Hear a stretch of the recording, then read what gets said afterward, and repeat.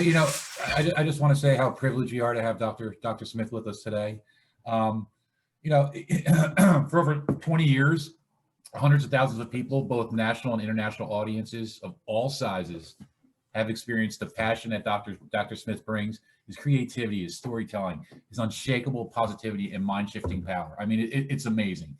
He's like a lightning rod in the professional and personal development spaces, and you know, creating performance breakthroughs for just organizations, teams, individuals looking to improve their areas of like authenticity, diversity, inclusion, personal power, leadership is another one. And even even to improve presentation and facilitation skills. I know he's got, I think it's about 14 years in corporate America. I know he's worked on some several training and development programs with diversity and inclusion consulting firms.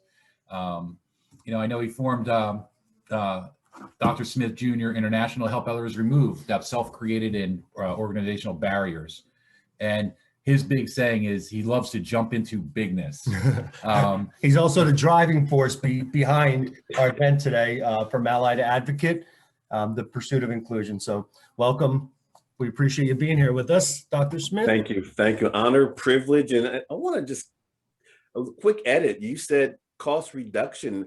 There's some cost reduction with this as well, because the cost reduction of exclusion, the cost reduction of inequities. I mean, if organizations and individuals focus on the dollars and cents of inclusion, there'll be some cost reductions with recruiting, with retention. So your show is the same. We're just a little twist. Sounds good to me. Absolutely. How did you get involved with the whole notion of for your part of corporate life and where we're at now? You had mentioned when we were first talking, some things changing last year and causing you to kind of shift from what you thought as an ally to an advocate. Why don't we just dive right in there? Kind of bring us up on how your journey up to this point. Well, Dan, it's a shift that I thought I had already made. Back in the late 80s, I was heading our organization's Diversity, Equity, Inclusion Council. I was responsible for a lot of the training. Roosevelt Thomas in his book, Beyond Race and Gender, was trending. Jane Elliott and the Brown Eye, Blue Eyes exercise was trending. And I was one of our corporate trainers. And I thought I had made the shift. But based on the turn of events of last year, I realized I was just being an ally. Now, let me tell you a little bit about last year. We all were in the pandemic purgatory. We all were, for the most part, at home. And while I was home, it gave me an opportunity to be still. Because prior to that, I was on the road 65, 70% of the time. So in being still, I could think more. I could take things in. I could marinate more on what's happening. And that's what happened during the George Floyd murder. I believe it was May 25th when a police officer in Minneapolis decided to kneel on Mr. Floyd's neck for 8 minutes and 46 seconds. And because I was being still, I shifted from my PC to the television. And I watched the coverage over and over and over and over again. And I saw me under that knee.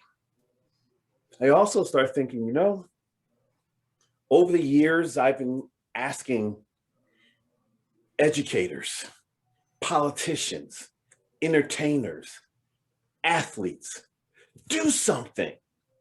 Do something. But guess who wasn't doing as much as he could? Epiphany. Me, step up. You have a voice. You've been given this gift. You have a voice. It's booming. You have a network. You're educated.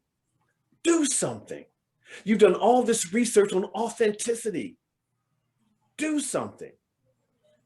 You're colluding. You're going along to get along. Oh, you don't want to lose any white clients and you don't want to lose any white friends. So you're not sharing your truth. You're not being authentic. And, Dan, Ben, I started shaking. Like, I tell people, make the rest of your life the best of your life. And here I have an opportunity. I gotta crank this thing up. And don't do it as the person who you are, Dr. Jim Smith Jr. If you're going to be as fully authentic as you can, come clean, be real, keep it 100. Go back to your birth name, James. Is that when you shifted from Jim? And that's when I shifted. James? Prior to 18, Mm-hmm. if you were to talk to me, you probably call me Smitty, James, or Jimmy. It wasn't until I went to college, or the university I attended at the time was 99% white. And my nickname became Jim, not James. I just kept Jim. So the epiphany last year about needing to do more, to move from ally to advocate, to do it as the man you were raised to be. I feel lighter. I feel more of who I am. I'm not sitting on my stuff. If I have something to say, I will say it. I won't be PC. PC is poor communication, but I'm going to be an advocate for inclusion, for equity, for respect, for diversity. Let's hit the pause button right there. That's a great point. But if I'm talking to Vinny, if I'm talking to you, Rodney, anybody, and the word ally comes up, the first thing I think of, we're allies, we have each other's back. Excellent. And when we first had the conversation, between allies and advocate, it got me thinking too. Can you dig a little deeper and explain let's stay with that. When you said ally, you have my back. I hear that, mm-hmm. But what does that look like, having my back? I'm reminded of when I did diversity in organizations, and the senior leader would come to start the program. And he, for the most part, but there were a few she's, would kick off the program, wish everyone well, and say, you have my support. I'm gonna get back to some other things I have to do. Mm-hmm. But what does support look like? Yeah. If I have your support, is that financial? Is that mental? Is that social? Is that heavy lifting? We didn't define support. So when you think of ally, you think of support, but you don't know what that looks like. You think I can count on them, but they haven't signed up. You think of someone that's there for you, but when you think advocate, you see fire, relentless. You see mission. We see, I'll speak up for you. I'm mission driven. I'm relentless. Your cause has now become my cause. You don't feel that with ally. With ally, you feel, I'm here for you, brother. Mm-hmm. With advocate, you feel, I'm in front for you, brother. Let's do this. How do you I'm not forming a team. If I have to go alone, that change though? A lot of people, even people that are going to watch this broadcast, are going to say, all right, well, I have Black friends, I have an Asian friends, I have what have you. And they almost quantify their actions and say, I've done nothing wrong. I'm doing the best I can. I've got to handle my own. How do they get skin in the game as far as being an advocate, stepping up front, helping out? And, I want this to be completely unfiltered. It has to be. How does somebody, a lot of people are a lot of words, and one of the contexts that's come out of the conversation is white savior, or, or the whole cancel culture. And it goes back and forth, and there's no progress made. Why? Yeah, I'll start with the first question around what we can do. Call it out. Education is one thing, but call it out. Become anti. Fight to end it.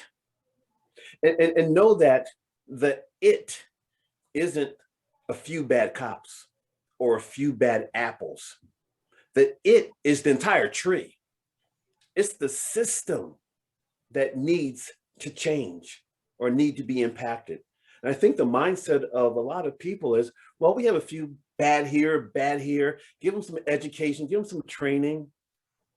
This is a skill and will, because you know how to do something doesn't mean you're going to do it.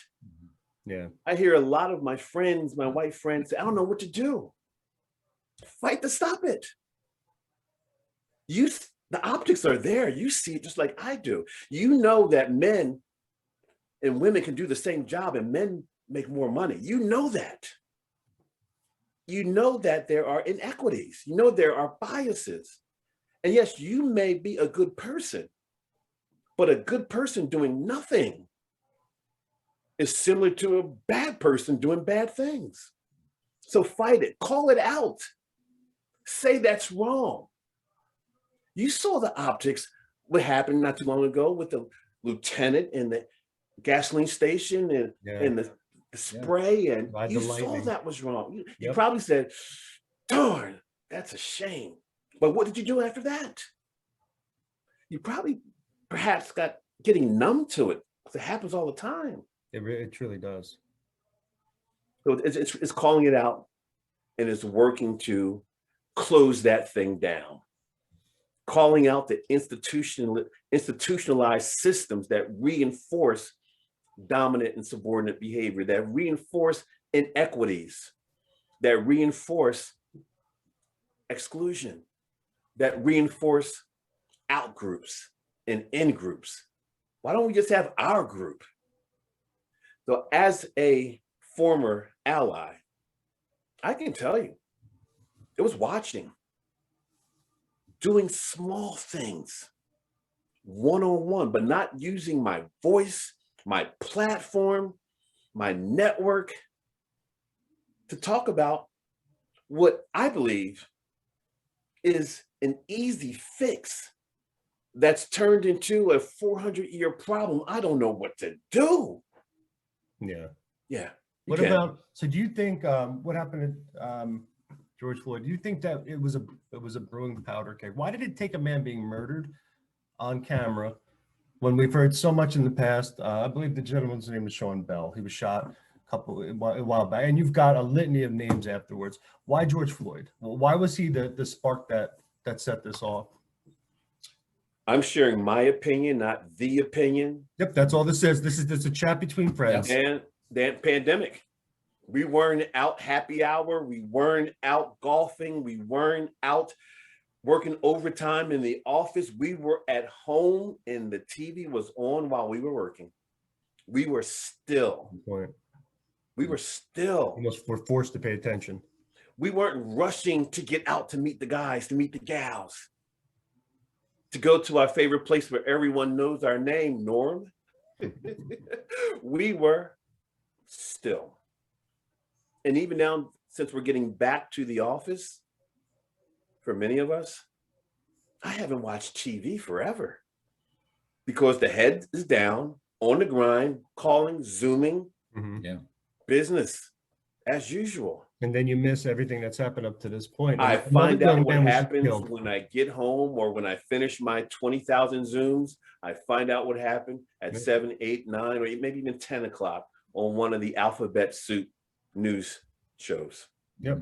And it hasn't, in almost the year that's passed, I mean, just recently, a police officer thinks she has a taser in her hand. She shoots a young man. How does that happen in the chest? And I understand, and we've talked about this, his reaction and his fear, it was almost a fight or flight. It gets to the point where they flee, and that fear is so ingrained. And we spoke before, I have no clue what that could possibly feel like. But you see it, and it becomes the same story again and again and again. And again and again and again, reruns. But Dan, going back to your question, you said, how does that happen? And I'm not even thinking about the taser and the gun, which one to use. The question is, why do you want to use anything? Yeah. See, when it comes to Black men, from my perspective, the mindset of the officer is to take down, to subdue, to stun, to stop. Where with other groups, it's to question, find out, to uncover, to discern, not to take down and subdue. And if you have that mindset, you're reaching for something. Yeah, absolutely. Whether it's tear gas, taser, gun, you're reaching. Why not reaching for a question? What would make this young man run back in the car? Because he knows. What would make the lieutenant say, please, I want to stay in the car, I'm afraid. And he even said, I'm afraid to get out. And the officer said, you should be. What? Yeah, that's amazing. Why should I be afraid to get out? Because I don't think this story is going to end well, based on what I've seen over and over and over again. Yeah, that definitely. And if you look to, do you think social media and the speed at which news is distributed up at this point plays a key role or a factor going forward in helping that conversion from ally to advocate? And you go pre-04, where there's no social media, right? Even in the 80s, you didn't see a lot of this. No. I remember early 90s, Rodney King, right? That didn't keep the news cycle, for nearly like now it happens again and again, and we're exposed to everything. It wasn't like that back then. And we know it was happening, no doubt about it. So think about the Rodney King situation. Mhm. Again, big black man, we have to subdue him. We have to take him down. Yep. He's on drugs. Look out. We need 20,000 officers to take down this giant behemoth of a man. That was the mindset. And yes, social media does play a role. However, here's who plays a role too. We do. The people who have their cameras and video recording. Listening to the Chauvin trial, many of the witnesses said they haven't been the same since because they did nothing but video record. They didn't want to take the risk to become an advocate to help. I think They were afraid that if they did, they would be next. Yeah. So we colluded. We aided and abetted a situation that we knew was wrong, and we recorded it. Mhm.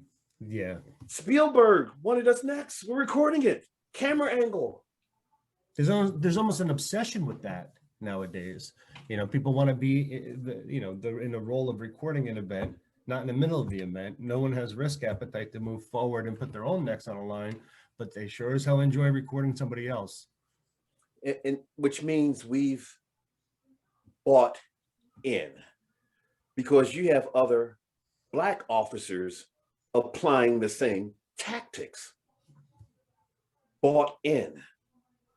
It's happening. Then, Dan, in order for us to solve this problem, Mm-hmm. we must first understand what is the problem. I was teaching a class this week, and I always look for current events to bring to the class. I teach for a university, Wednesday nights, 5:38. The course is leading people at work. And I said, since we're talking leadership here, I put, using Zoom, virtual class, I put the students in the breakout groups. Answer one question. How do we stop this? How do we stop the inequities? How do we stop the number of Black men being killed? I believe research suggests that 40% of the Black men killed last year, year before, were unarmed. Wow. How do we stop that? Gave them 20 minutes. They came back. Education, training. And that's when I use when performance is the problem, training is not always the answer. It could be something bigger than training, bigger than education. And that's one of the challenges I believe exists. In order for us to become that advocate, in order for us to stop the inequity problem, we have to understand what's causing it. Because it's been around for a while and is not as difficult as statistics or micro, biology. Yeah, that's a great point. We have a great question that had come through. Now, you do a lot of lecturing and speaking to organizations, businesses, professional sports teams. As a CEO, this this individual hears you about stopping and using the networks, being present and taking actions. What are some practical steps you see CEOs taking within with organizations to be an advocate, or more pointedly, follow the money and promotions? What incentives have you seen work to nudge everyone along to promote diversity and inclusion? Not just talking about it and asking people, but what actual steps have you seen, or at least helped implement with CEOs and staff within organizations? Sure. I think it's a phenomenal question. And it's a question that organizations should be asking themselves. So the organizations that I have worked for and worked with that have done a great job, number one, they got their executive team together, met and formed or built the business case for creating an equitable, inclusive environment. They built the business case. They then began to create measurements for accountability by writing accountability measures into performance appraisals. In your performance appraisal, your behavior gets measured, your numbers get measured, your developmental practices get measured. Where's diversity, equity, inclusion? Now, if that becomes a measurement and one's paycheck is impacted by their lack of performance the same way it's impacted with other criteria, other competencies, other measures, then we may see something. In addition, they make sure that the human resources role is a resource role. They're not driving the initiatives because HR becomes the HR police. Oh boy, the diversity police. Mm-hmm. They make sure that people in the line, in the field, those leaders for those different departments, they own it. Marketing owns it. Legal owns it. Sales owns it. Production owns it. HR is a resource. And even if they hire a chief diversity officer, a diversity director, that person reports directly into the CEO, and they assist HR as a resource. But here's the thing, if the senior leaders in the line build it, well, if you build it, they will come. If you build it, you will police it because you helped create it. But can that work without them becoming an advocate? Oh, once they build the business case, Dan, then they learn how to become an advocate. That's where the training and the reinforcement comes in. That's when we build the competency model where we develop the competencies for being an advocate.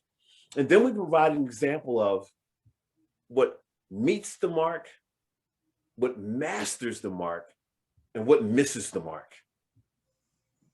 So here's what an advocate can do to miss the mark. Lip service. To meet the mark, show up at meetings and trainings. Masters the mark. Lead meetings, lead trainings, do research on what our organization can do to become more educated.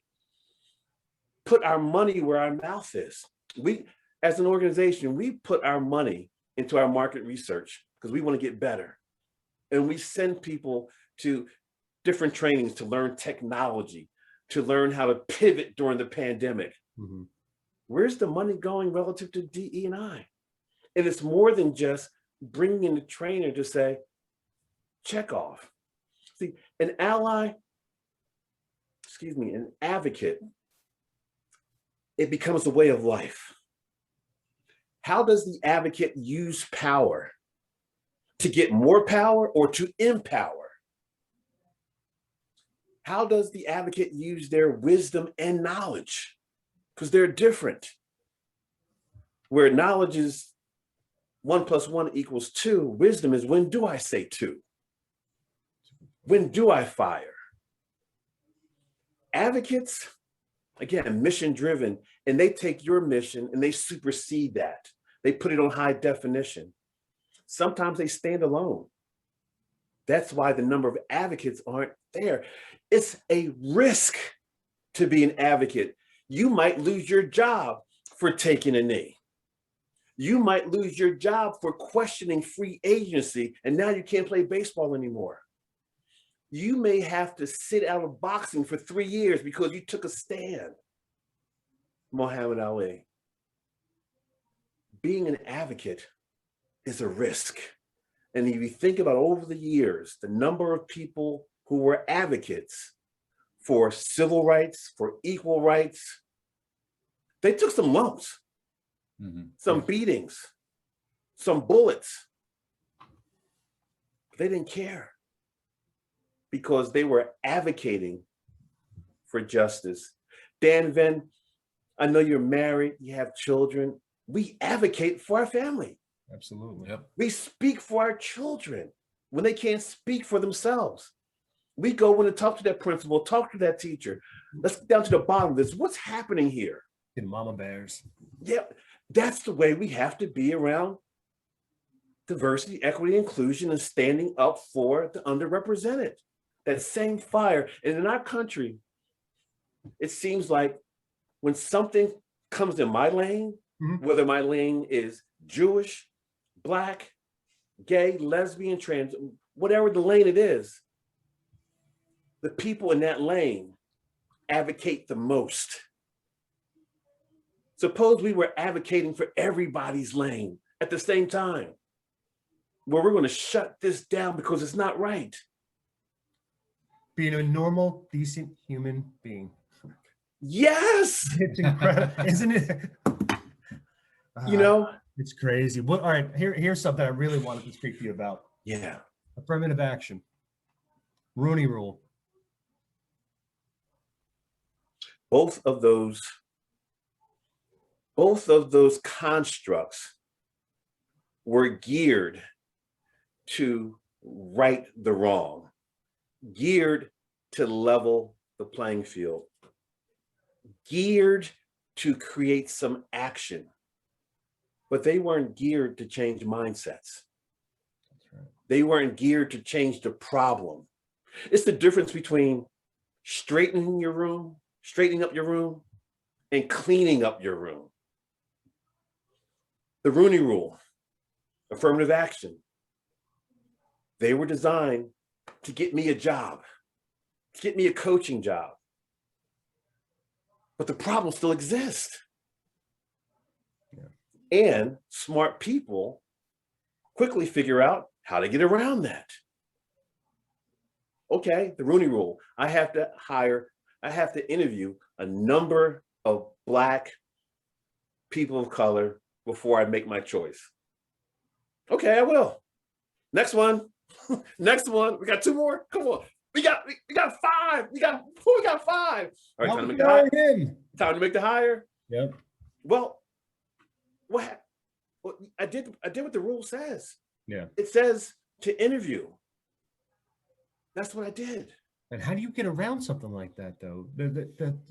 And because what happens is, even with affirmative action, I go in, I sit, and if I'm competing with a young Black man for the position, as a white man, I say, oh, but affirmative action, he got it. And then you start fighting again. It's all of a sudden, you don't know what I've been through. I'm trying to feed a family. I mean, how do we hit that pause button and sit down and say, listen, enough is enough. Like, this is where we got to go. Again, that's Dan, that is changing the mindset, is attacking the problem. During that senior leader business case development, we're going to say, listen, in order for our organization to continue to grow in a huge way, and not just to the next level, that's where everyone wants to go, to the next level. We want to go beyond the next level. What are the 4 pillars that are going to be significant for us going forward? And these 4 pillars, these 4 values, these 4 goals are going to be talked about every single day. Number 1, team building, teamwork. Number 2, communications. Number 3, service, internal and external. And number 4, diversity, equity, inclusion. Those 4 are significant. Now, here's what I want you to do, senior leaders. I want you to meet with your team members and tell them where we're going. and tell them the 4 areas that we're going to be focusing on, the 4 areas they're going to be measured on from a performance appraisal standpoint. And I'm going to ask them as the leader periodically, how are you doing in those areas? And then I'm going to create a forum or environment for you to ask me, how am I doing in those areas? And then we're going to sit down and talk about how the organization is doing in those 4 areas. It's part of our DNA now. It's part of our blood. It's part of our core, which means you might see some new practices. You might see some new development areas. You might see some new recruiting exercises. You might see the diversification of our organization because we've done our research and we know that an empowered, diverse, fair, respectful workplace is going to take us beyond the next level. So it's not a numbers game. Give me 2 Asians, 1 Jew, 3 Catholics, 1 Black person. No. We are going for the best, but the best comes in a variety of shapes, sizes. Talent can be found anywhere, not just Ivy, anywhere. And we're taking off these glasses. Dan, I see you have glasses on, then glasses on. Sometimes you take off your glasses and you clean them and you put it back on. Like, whoa, I can see. Woo! But during that entire time, when your glasses were on, and your glasses were dirty, you thought you saw everything clearly. And let's get to the smudges and the stuff on the glasses. You have liquid, maybe some food particles, maybe some dust, but then you also have fingerprints. And the fingerprints represent my stuff. What am I doing to contribute to my blurred vision, my blind spots? So for organizational leaders and for individuals, clean your glasses, clean them, then put them on. Because Aeneas Nin said, we don't see things as they are, we see them as we are. And I'm seeing this movie through the eyes of a 59-year-old Black American man who lives in the Northeast, who's gone to all white schools, all Black schools, who has his undergrad, bachelor's, his master's, his doctorate, who has been part of an all Black team and an all white team, an all Black school and all white school, worked in major organizations, Fortune 500 organizations, where in 14 years, repeat, 14 years, I had 2 Black managers. Wow.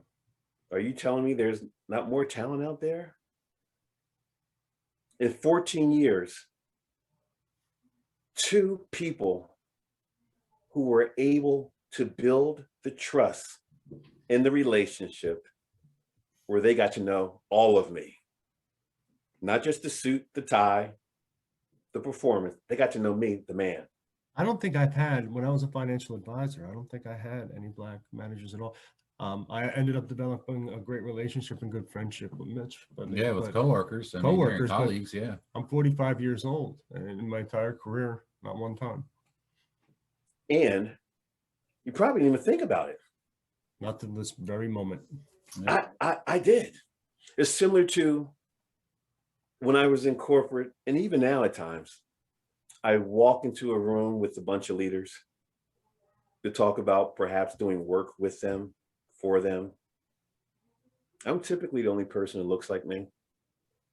If there's another, like, whoa, okay, he or she has made it this far. Even now, 2021, when I work with my clients, I'm used to a handful, at best, of, I'm not even gonna say people of color. I'm gonna say Black people, because I'm beginning to see more Asian professional leaders, more Indian professional leaders, far more than Black professional leaders. And if the leadership is not diverse, how can we make decisions for people we can't connect with, we can't relate to? That's like me making a policy on maternity leave. Good luck with that one. Yes.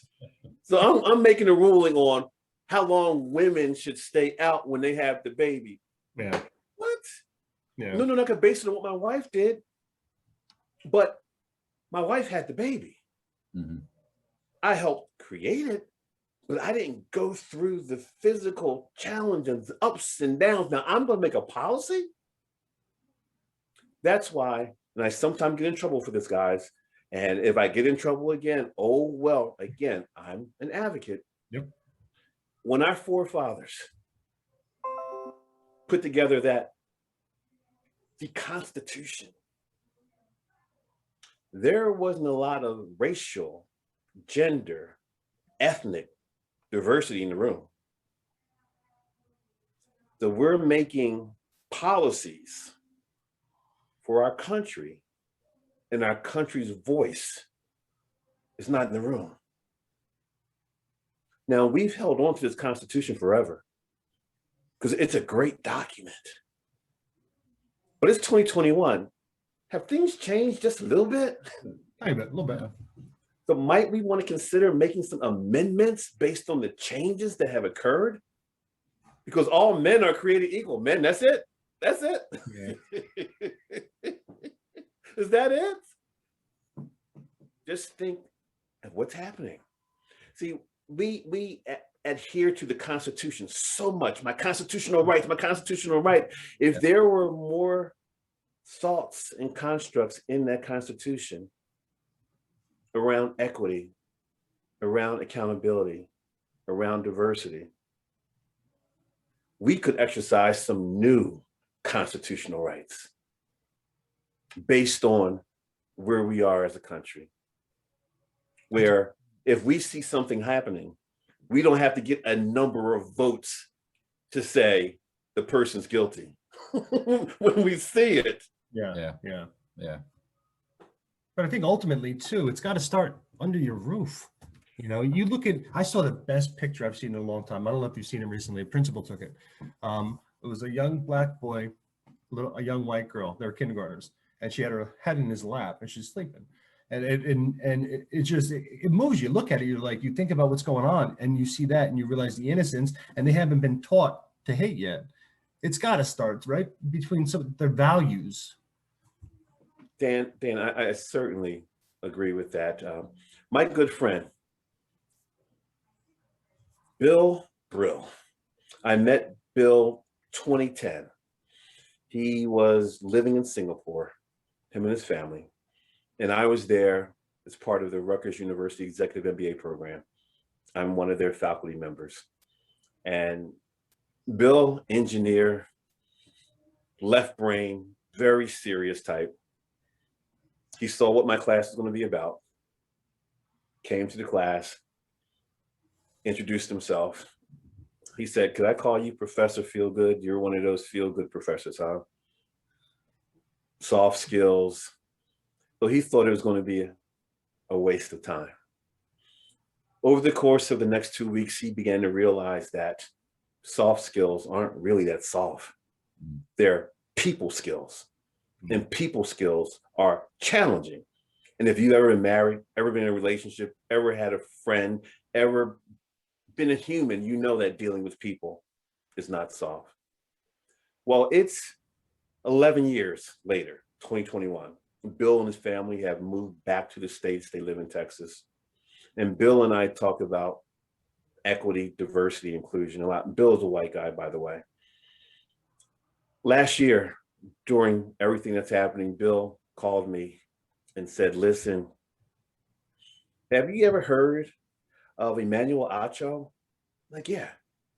He said he does this online series called Uncomfortable Conversations with a Black Man. I said, "Yeah, I check it out." I said, well, the other night, me, my wife, and my two daughters We watched it. We learned a lot. And we're going to watch it again. So as a family, you have 4 white individuals checking out this show called Uncomfortable Conversations with the Black Man. There's so much there. They're doing it as a family, as you said, Dan. And they're watching, taking in, perhaps having questions answered for them. The next time he called me like, I watched 13. I watched the movie 13, where now he's really getting into some deep civil unrest, racist stuff that he now is getting his advocate training because he's doing the work. And he is a phenomenal guy, phenomenal friend. And he had the epiphany, the same epiphany that I had last year. He said, I'm a good guy, but I haven't been doing enough.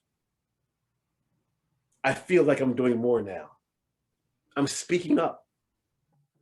I'm educating my family. That right there. And they become who you be. That's grammatically incorrect, but they become who you be. Yep, It's true. So I can only imagine what his 2 daughters, one's in college, one's a teenager, what they're going to do in the future, because now he's building the foundation so that their cement won't be dry and they get stuck in doing the same thing every day, just being a good person. That makes sense. That definitely makes sense. What would you say? Because I know you work a lot with like large organizations. You do have an incredible career, coaching, training. What's the first thing you look at when you go to a business, you go to an organization? What's the first thing?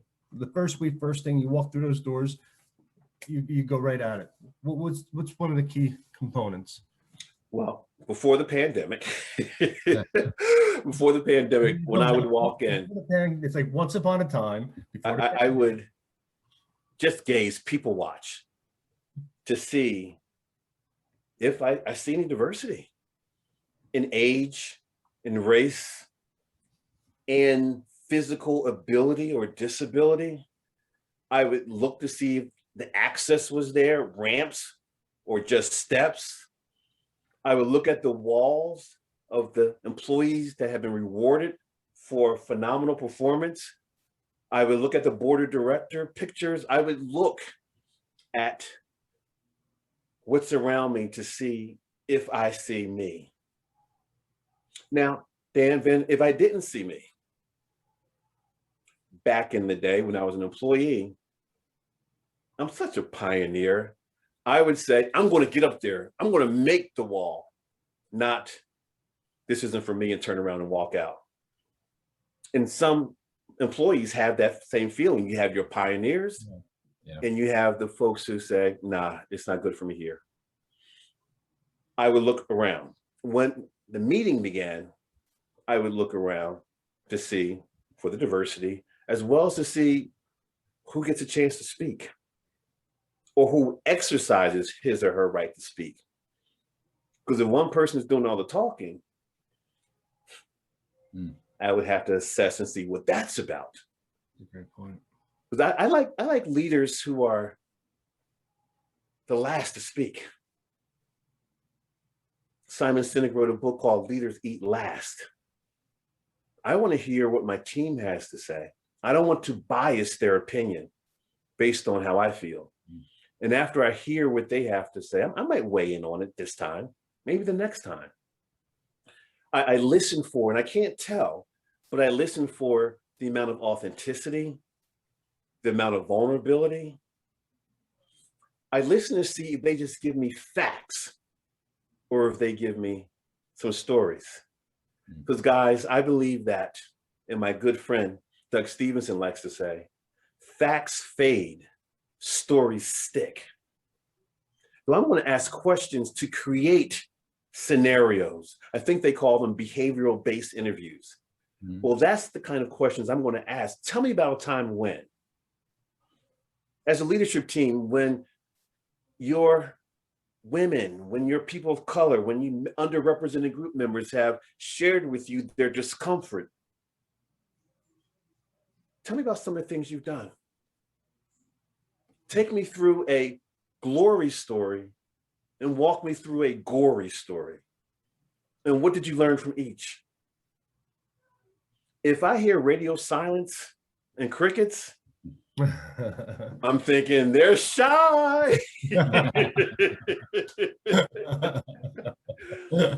I look to feel, to see an empowered, respectful workplace. Now, here's a challenge, and I've learned in organizations. You may see the diversity, but it may not mean that diversity is being fully utilized and empowered. I like to say that's called, is what's in your window in your store. You have it, it looks good, but when you go inside, is it there, or is it an empowering, important, results-focused, deal-making positions, game-changing positions? And the unfortunate thing is, and I was a member of this club, gotta keep my job, gotta keep my job, gotta keep my job, head down. And then when I got home, whoo, take off my costume, another day of trick-or-treating, gosh. Oh, let me tell you what that was like. That sounds horrible. In the morning, put on a costume, time to go to work and trick-or-treat again. Wow. It's one of the main reasons why I studied authenticity for my dissertation. And through my research, I learned that authenticity is not a matter of either or. You're either authentic or inauthentic. It's a matter of more or less. I'm more authentic or less authentic, degrees of authenticity. I think there was a study, Deloitte, 2013, and their study determined that of the people they interviewed, over, I think it was 65%, I thought it should be higher than that, but over 65% of the people of color, underrepresented groups who shared what it was like for them, over 65% said they cover, they hide parts of who they are when they come to work. Can you imagine leaving part of you at home? I'm getting paid 100% and you're only getting 70% of me. You got to lose a big portion of yourself over time too, having to do that. And you begin to go along to get along. Fake it till you make it. Being an advocate is nowhere in your stratosphere, nor being an ally. And I say that because back in the 90s, when I was doing diversity work and going into organizations as part of a diversity consulting firm, I hadn't started my own organization yet. I was running into problem after problem after problem, and it led me to write an article that was published in a diversity magazine. And the article was called Malcolm, Martin, or Tom, the three faces of a Black male diversity consultant. In it, I wrote, I showed up as the same guy every time, but depending on who was in the room, they saw me as either Malcolm X, Martin Luther King, or Uncle Tom.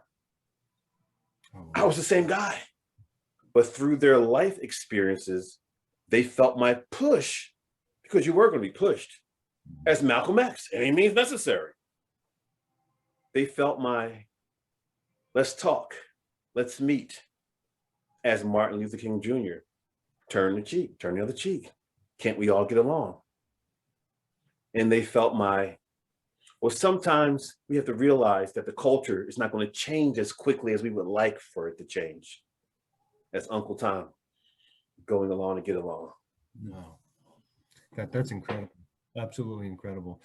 We said this last time. Every time we talk, I just looked at the clock. We're going on almost an hour already. Yeah. Oh, snap. Crazy. I know, Every time I we know. chat. To wrap things up, if you don't mind, can you tell anyone that's interested in getting in touch with you how they go about doing that? Yeah, thank you. Thank you for that. Time has flown by. It's simple. Social media, drjamessmithjr.com. That's the website. LinkedIn, Instagram, Facebook, Twitter, Dr. James Smith Jr. And you can reach us there. And again, yes, diversity, equity, inclusion is part of the areas we specialize in. And I think then when you read the bio, personal power, presentation skills, leadership. But the crux is mindset. What you focus on grows, thoughts become things, and we work with you to shift your mindset. And we work on you to make sure you get started down that path. Because a lot of people make their start become their stop. So they never get started. It's their stop. Because they're thinking about, meeting about, then Dan, if your house was on fire right now, would you call a meeting, a Zoom meeting, and talk about our house on fire? No. And if other people didn't make the meeting, would you call another meeting to make sure everyone's in the room and talk about a house being on fire? No, you would fix it. You would get out. You would put the fire out. Absolutely. And organizations don't realize that their house is on fire. No. If they don't have a diverse group of empowered, responsible, hungry people on the team. You might not smell the smoke. Just like, Dan, if you had dirty glasses, one of your team members might not say, man, his glasses are dirty. What they're going to say is, dude got dirty glasses. They're not going to say, Dan, yo, dude, bro, man, clean those glasses. They're just going to talk about you. Oh, that's fantastic. Did you have anything you wanted to jump in with? No, I mean, again, this went a lot quicker than I thought it would. Yeah, Rodney, can you jump on camera real quick? Because you were a big part of this too. We want to say thank you, if you don't mind. Yeah. I don't mean to put you on the spot. Yeah, that's true. We can always call you and say thank Well, you. while we're waiting for Rodney, Dr. Smith, if there's one thing I want you to say to the people that are going to be watching this and listening in live, one takeaway that I want you to want them to walk away with, what would you say to them? That's easy. That's easy. We all have privileges, whether it's athletic, education, physical. But when it comes to race, that privilege, if you're part of the perceived majority, that's seemingly based on my years of living, that's the biggest privilege. I would ask people who have white privilege to use that privilege to help create a space where other people feel privileged. And for those who say, I don't have any privilege, I had to work hard. I know. You were raised in poverty. I know. But you have an inherent privilege called white privilege where you never think about or seldom think about your race. You turn on the TV, you know you're going to see someone who looks like you.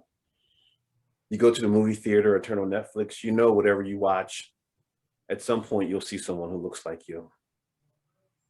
You know if you get in a plane to fly somewhere, undoubtedly whoever's flying that plane is going to look like you. You know when you're in a court of law, that judge, in all likelihood, the chances are great that he or she will look like you. You know when you get pulled over, you're not going to ask right away to get out the car. Or you're not going to be asked, how'd you get this car? Yeah. It's expensive. Wow. You're driving this? This yours? You're so unconscious that we don't think about it. Please don't get defensive. Seek to understand.